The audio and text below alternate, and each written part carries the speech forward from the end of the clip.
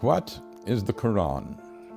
It is a set of 7th century revelations from God made to Muhammad in 2 cities, Mecca and Medina, in what is now Saudi Arabia.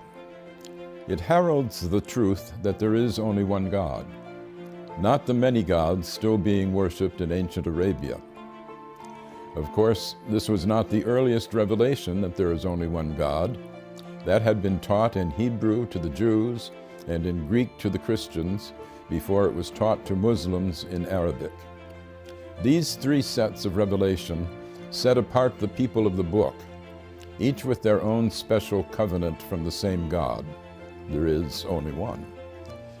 We believers in one God are on the same team, as it were, and should protect one another's places of worship, listed in the Quran as monasteries, churches, synagogues, and mosques, where God's name is much invoked.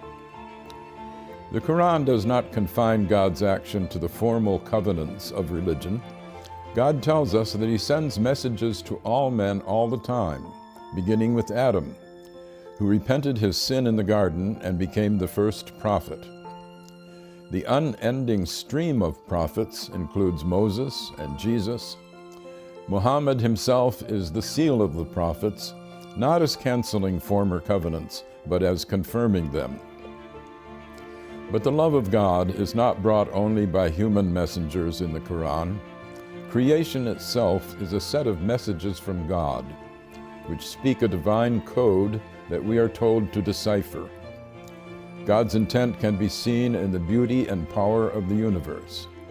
Moses does not speak alone on the mountain speaks with him. Birds speak to Solomon. The world is constantly signaling to us, bringing us insights into the beauty and power of its maker. This should call us to a reverence for God's handiwork, an important message for our ecologically challenged era. The Quran has more of poetry in it than of legislation. It sets ethical norms while stressing the need for mercy in our dealings with God's fellow creatures. Force is allowed only for self-defense and never as a way of spreading religion. Commercial dealings with fellow Muslims or with non-Muslims should be meticulously fair and never extortionate.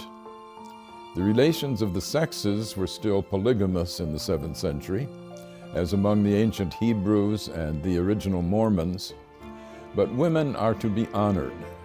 In fact, the dowry that was paid to a husband's family by the bride's family in Europe was paid in the Quran directly to the bride, and she retains this bride right even if the husband divorces her or if she divorces him.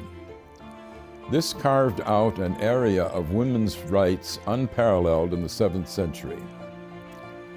The Quran is a book of many levels and great depths. Even non-Muslims can learn from it, as Pope Francis has proclaimed. I am Gary Wills for the Amerstein Center.